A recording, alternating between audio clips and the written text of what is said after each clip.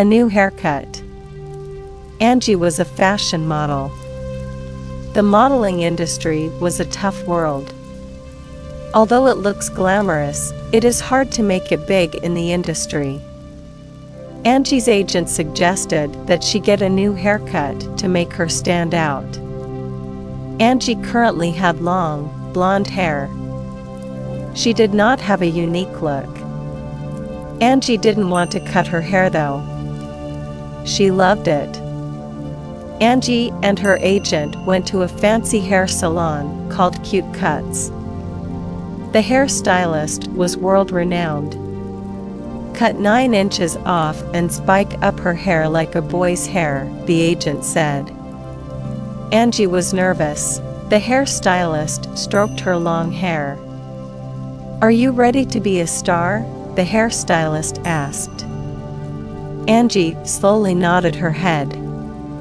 She wasn't ready, but it didn't matter.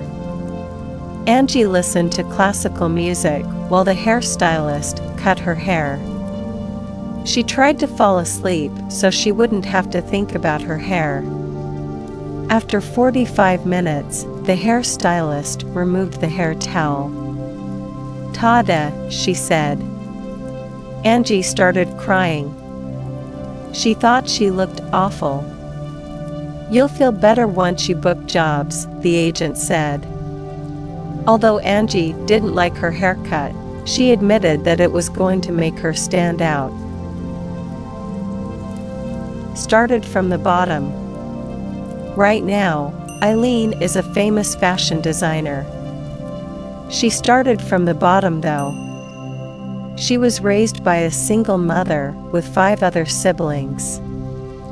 There was barely enough to eat. In fact, there were a lot of days when she just ate an apple and a slice of bread. Eileen also lived in a bad neighborhood where hearing gunshots was normal. Eileen didn't do well in school either. She had a hard time focusing and often fell asleep while her teachers were talking. It was hard to think about George Washington or the scientific theory when you had personal problems. Because she didn't do well in school and she needed money, Eileen didn't go to college. She immediately worked at a clothing store as a cashier. Eileen would sketch designs during her break time. One lucky day, the owner at the time saw her designs and was impressed. He offered Eileen a position as a designer. Eileen worked for her boss for 5 years before starting her own company called Bottomless. There are now Bottomless stores in over 100 countries. Eileen has been on many talk shows speaking about her rise to success. Karaoke. It's nice to see you, Karen. How have you been? I've been very well, thank you. How are you, Dan? I'm fine, thanks. I went to the movies Saturday night. I wanted to invite you, but you weren't home. That's right. I went karaoke singing with some friends on Saturday night. Really? I've never sung karaoke. What's it like? I had never gone karaoke singing before either, but I had a great time. My friends were experienced karaoke singers, so they showed me what to do. Did you have to sing in front of a lot of strangers? No, the place we went to rented out small private rooms. Nobody else could hear us. They even gave us free sodas. Cool! What kind of music did they have? They had hundreds of different songs to choose from. They had both new songs and old songs. They had songs in English and songs in several other languages, too. It was really fun. I think I'll go karaoke singing next weekend. Wonder Woman. Comic book heroes have been popular for many years. One hero has the strength of 100 men. This hero also has the speed of lightning. This hero cannot be killed. If you think this hero is Superman, you are wrong. This hero is Wonder Woman. A man called William Marston created Wonder Woman in 1941. He was a graduate of Harvard University. He used a false name on his comics. He did not want his colleagues to know that he wrote comics.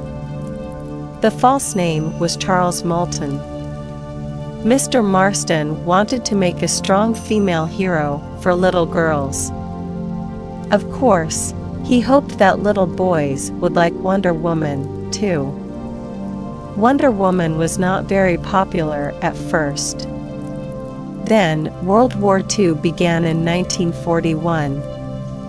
Wonder Woman became a role model for children around the world. She was both strong and beautiful. She always tried to do what was right.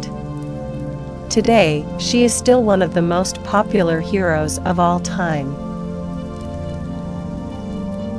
Mark Twain. Here is a story that Mark Twain, the famous author of Tom Sawyer and the Adventures of Huckleberry Finn, told one afternoon. Years ago, I was on a train leaving New York. There were too many people, and the sleeper train was full. I asked the young man at the ticket office if I could have a room in the sleeper section of the train. He answered rudely, "No." I left feeling quite angry. As I was getting on the train, I saw a man watching me. He watched me for a few minutes. Then he spoke to the conductor in a whisper. Immediately the conductor came over to me. "Can I help you?" he asked. "Do you want a place in the sleeper section?" "Yes, give me anything. We have 2 beds and chairs in a private section." The conductor made sure I was comfortable. Then he said, "I'm so proud to have you on this train, sir." "Oh. Who am I?" I asked. "General McClellan." Home schools. There are many kinds of schools for many kinds of students. One kind of school is the home school. Home schools are exactly that, schools at home. Parents choose to homeschool their children for many reasons. Some people feel that public schools are too dangerous. Some people think that the level of education is too low. Some parents do not approve of the subjects their children learn in public schools. If parents choose to homeschool their children, they must be ready to teach them well. There are many benefits to homeschooling. Home schools are very small. There are just 1 or 2 students. The student's mother or father is the teacher. Another benefit is that students can study interesting things. Some people think that homeschooling is not good for students. They believe public schools teach children discipline. They feel that public schools give a sense of community. In the end, parents must decide if homeschooling is the right choice for their children. Watching TV. Did you watch the latest episode of that new reality show last night? There are so many of those reality shows these days. Which one are you talking about? It's called Good Fences, and it's all about neighbors.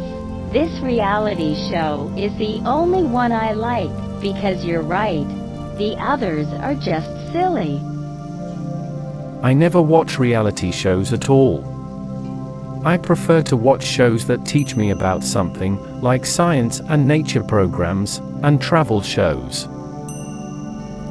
Oh, I like travel shows, too. My favorite travel show is the one with that chef from England. He travels, cooks, and eats all the time. I like that one, too. He really makes me laugh. He has a good sense of humor. Let's watch it together this week. It's on Thursday at 8 o'clock. Right. That's right, but where shall we watch it? Well, I have a big screen TV and a comfortable sofa. Okay, we'll watch it at your place then, and I'll bring some snacks. See you then. No vote, no opinion. In the United States, you can pretty much vote for who you want to be president if you are 18 years or older and a U.S. citizen. People don't realize how great this is. In some countries, power is passed on to relatives, and the people don't get any say in who the leader of the country should be. However, a lot of people in the United States, especially young people, do not vote. There are many reasons why people don't vote. Firstly, they don't believe their vote matters. The truth is, everyone's vote matters. Secondly, they don't think that anything will change if they vote. Although, it's hard to see big changes right away, the presidential candidate you vote for affects many policies. Thirdly, people are lazy to go out of their house to vote. This is the worst excuse. People need to realize that voting is a privilege. Imagine if we couldn't vote. We would feel out of the loop. We would feel that our opinion doesn't matter.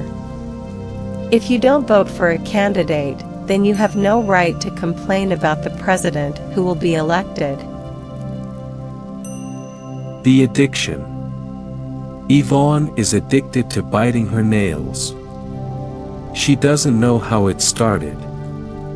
She has been biting her nails since she was 4 years old.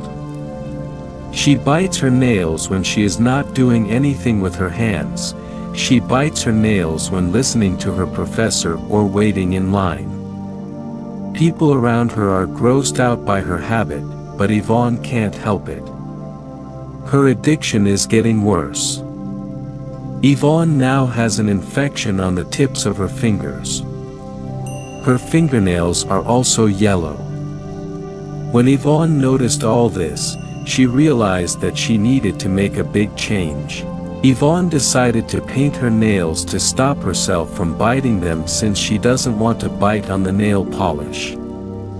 Yvonne was in class listening to a boring lecture, which made her want to bite her nails. She looked at her blue nails and stopped herself. 10 minutes later, she looked at her nails again.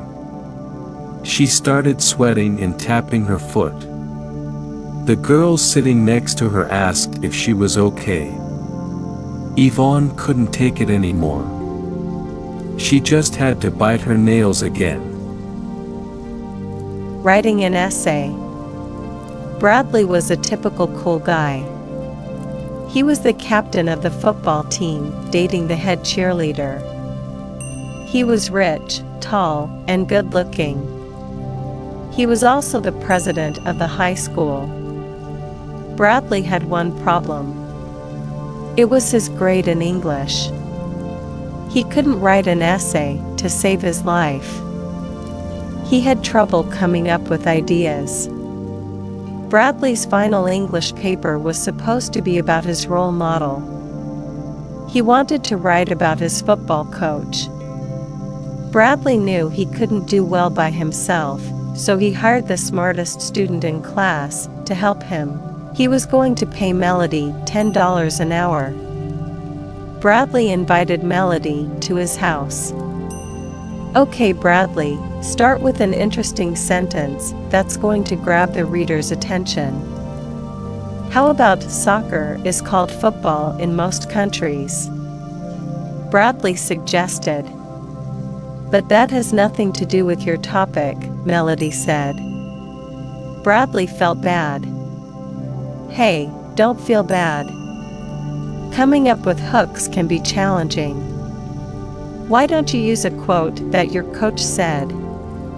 Melody suggested. Bradley thought that was a good idea. His hook was football is an art, not a game.